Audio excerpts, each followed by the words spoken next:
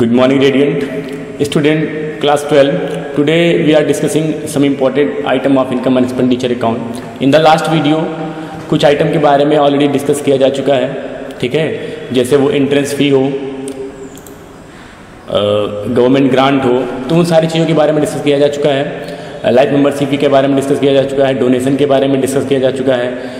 There are two types of donation, specific donation and general donation. तो ये सारे जो है सारी चीज़ों की बातें जो है लास्ट वीडियो में हो चुकी हैं। आज उन्हीं कुछ आइटम्स में से, क्योंकि आपको पता है कि एक लंबी लिस्ट है इनकम एंड एक्सपेंडिचर अकाउंट की, एक्सपेंसेस में भी बहुत सारे आइटम हैं, इनकम में भी बहुत सारे आइटम हैं, तो उन्हीं आइटम्स के बारे में हम डिस्कस कर रहे थे लास्ट वीडियो में कि ये पर्टिकुलर आइटम किस वजह से, किस नेचर की वजह से, इसका डेफिनेशन क्या है और क्यों ये जो है इनकम एंड एक्सपेंडिचर अकाउंट में रखा जाता है। तो चलिए स्टार्ट करते हैं स्टूडेंट। सबसे पहले लास्ट वीडियो की बात कर ले तो लास्ट वीडियो में देखिए आपने entrance fee, you can see, life membership fee, special receipt, donation, legacy, ये ऑलरेडी जो है डिस्कस किया जा चुका है। आज जो नया है बेटा वो आपको देखना है ग्रांट। तो first of all about the grant. Student, grant होता क्या है? चूँकि हम जो है एनजीओ की बात कर रहे हैं, हम नॉन फॉर प्रॉफिट ऑर्गेनाइजेशन की बात कर रहे हैं, तो नॉन फॉर प्रॉफिट ऑर्गेनाइजेशन में जो इनकम का सोर्स होगा वो ऐसा तो है नहीं कि आप जो कोई चीज़ सेल आउट कर रहे हो। ध्यान सुनिएगा मेरी बात। चूँकि this firm is running only for the service motive, only for the welfare of the society, that's why they do not sell their goods. वो सामान तो अपना बेचेंगे नहीं, कोई मैन्युफैक्चरिंग यूनिट तो है नहीं कि वो अपना साबुन या लक्स साबुन या कह सकते हैं कि कोई बिस्किट वगैरह कुछ वो बेच नहीं रहे हैं, but they are engaged to the welfare of the society. तो फिर प्रॉब्लम ये है कि सर अगर वो समाज की भलाई के लिए वर्क कर रहे हैं तो उनकी और क्या क्या इनकम हो सकती है, ठीक है, कहाँ से वो बेचारे पैसे पाएंगे कि अपनी फर्म को कंटिन्यू करेंगे, ठीक है। लास्ट वीडियो में कुछ डिस्कशन हुआ था, कुछ आज देखेंगे, जिसमें पहला पॉइंट आप देख पा रहे होंगे स्क्रीन पे, गवर्नमेंट ग्रांट, ठीक है। तो गवर्नमेंट ग्रांट होता क्या है स्टूडेंट? अगर गवर्नमेंट ग्रांट की बात की जाए या ग्रांट की बात की जाए तो all the non for profit organisation is not eligible to take grant, ठीक है। सपोज करिए कि अभी आपने 1 साल 2 साल से अगर आप एनजीओ चला रहे हैं, एनपीओ चला रहे हैं, तो आपको ग्रांट नहीं मिलेगा। बट अगर आप एलिजिबल हैं, आपको वेरीफाई करना पड़ेगा, आपको जो है रजिस्टर्ड करना पड़ेगा गवर्नमेंट ग्रांट के लिए कि आपको दिखाना पड़ेगा कि हम जो है we are engaged in last 10 year to the welfare of the society, ठीक है। या अनाथ बच्चों को पढ़ाने के लिए हम जिम्मा ले रखे हैं, हमने जो है 10 साल से ये काम कर रहे हैं। तो अगर आप परफॉर्मिंग आपका ऑर्गेनाइजेशन एक बार रजिस्टर्ड हो जाएगा तो गवर्नमेंट की तरफ से, प्राइवेट पार्टी की तरफ से, कोई म्यूनिसिपल पार्टी की तरफ से आपके पास हर साल, या स्टेट गवर्नमेंट की तरफ से, चाहे वो सेंट्रल गवर्नमेंट की तरफ से, आपके पास हर साल ग्रांट का कुछ ना कुछ पैसा आता रहता है, या अनुदान का पैसा कह सकते हैं, या फंड जैसा कुछ पैसा आउटसाइडर से जो है सोर्स ऑफ इनकम के तौर पर आपके पास आता चलता है, ठीक है, for the smooth flow of the organisation, कि हमारा जो ऑर्गेनाइजेशन है वो आसानी से जो है चलता रहे।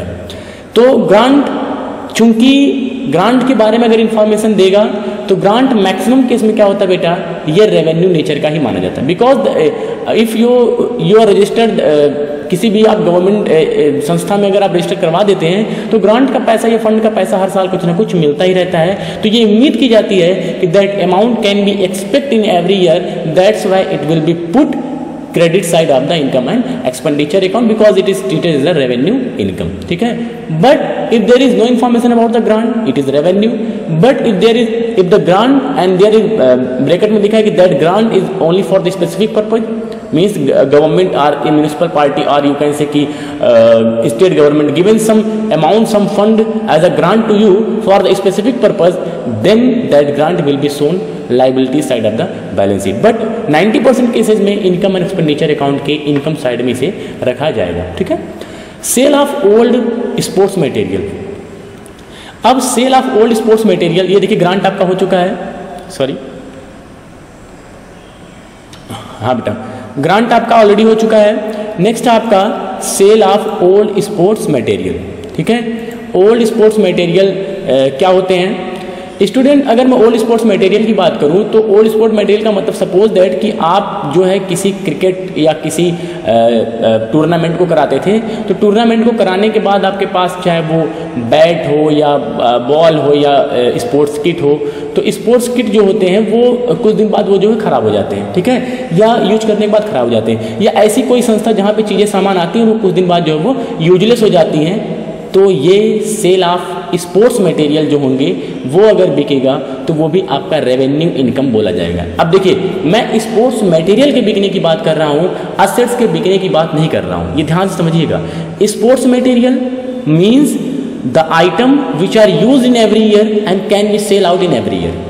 तो हर साल वो आता है, हर साल बिजनेस में परचेज किया जाता है, और हर साल जो उसमें से वेस्टेज निकलता है, जो यूजलेस होता है, उसे आप क्या कर देते हैं, सेल आउट कर देते हैं। ठीक है, तो ये आपका रेवेन्यू इनकम है, और किस साइड जाएगा, क्रेडिट साइड, किसके, इनकम एंड एक्सपेंडिचर अकाउंट। इसके बाद sale of old assets. Student, अगर आपने कोई बिल्डिंग परचेज किया है, ठीक है, या कोई लैंड परचेज किया है, तो बिल्डिंग या लैंड अगर आप परचेज करते हैं तो इसमें क्या होगा बेटा, जो बिल्डिंग या जो लैंड, जो मशीनरी आपने परचेज किया, कोई टूल्स अगर आपने परचेज किया है, तो after some times if that can't be use more, अब अगर उसे आगे यूज नहीं किया जा सकता, वो यूजलेस हो चुका है, तो आप उस असेट्स को, जो ओल्ड असेट्स है, उसको क्या कर देते हैं, सेल आउट कर देते हैं। और अगर आप अपने ओल्ड असेट्स को सेल आउट करेंगे, चूंकि असेट्स बिक रहा है, तो असेट्स को बेचने से जो पैसा आएगा वो कैपिटल रिसीप्ट होगा, और ये कभी भी रेवेन्यू टाइप का नेचर नहीं होगा, बल्कि ये कैपिटल रिसीप्ट है। That's why it will B subtracted by the balance sheet. ठीक है, बैलेंस शीट के असेट्स में से जो असेट्स बिका है वो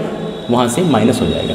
पर सर, अगर असेट्स को बेचने से प्रॉफिट हो या लॉस हो, तब क्या होगा? प्रॉफिट लॉस अगर होता है तो वो आपका इनकम एंड एक्सपेंडिचर अकाउंट में जाएगा, लेकिन अगर आप ये सोचें कि उसका पूरा अमाउंट जाएगा, सपोज दैट अगर आपने फर्नीचर 10,000 रुपये का बेचा, तो वो 10,000 जितने का फर्नीचर आपने बेचा वो कभी भी इनकम एंड एक्सपेंडिचर अकाउंट में नहीं जाएगा। तो सर जाएगा क्या? अगर उस 10,000 के फर्नीचर को बेचने से लॉस हो गया या प्रॉफिट हो गया, तो वो लॉस होगा तो डेबिट साइड में, प्रॉफिट होगा तो क्रेडिट साइड में इनकम एंड एक्सपेंडिचर अकाउंट के रिकॉर्ड किया जाएगा। इसके बाद सेल ऑफ ओल्ड न्यूज़पेपर। अब न्यूज़पेपर तो डेली आता है पढ़ने के लिए, ठीक है। जो न्यूज़पेपर आप परचेज कर रहे हो वो न्यूज़पेपर हमेशा जो है जब पूरा हो जाता है, एक आध महीने हो जाते हैं, तो आप उसको जो है किलो के भाव तोल करके बेच देते हैं, वेट करके बेच देते हैं, तो वो रेवेन्यू इनकम है, और हर महीने आप उसको जो है बेच सकते हैं। That's why it will be put credit side of the income and expenditure account. Subscription, चंदे का पैसा, ठीक है। अब ये सब्सक्रिप्शन होता क्या है? जो किसी एनजीओ में जो मेंबर होते हैं, अब किसी एनजीओ में एक मेंबर तो है नहीं, अनलिमिटेड हो सकते हैं, तो जो मेंबर होते हैं वो हर साल कुछ ना कुछ पैसा क्या देते हैं, दान देते हैं, ठीक है, कुछ ना कुछ पैसा देते हैं। तो the amount which are given by the member for the smooth flow of the business या for the smooth flow of the organisation, that is called subscription.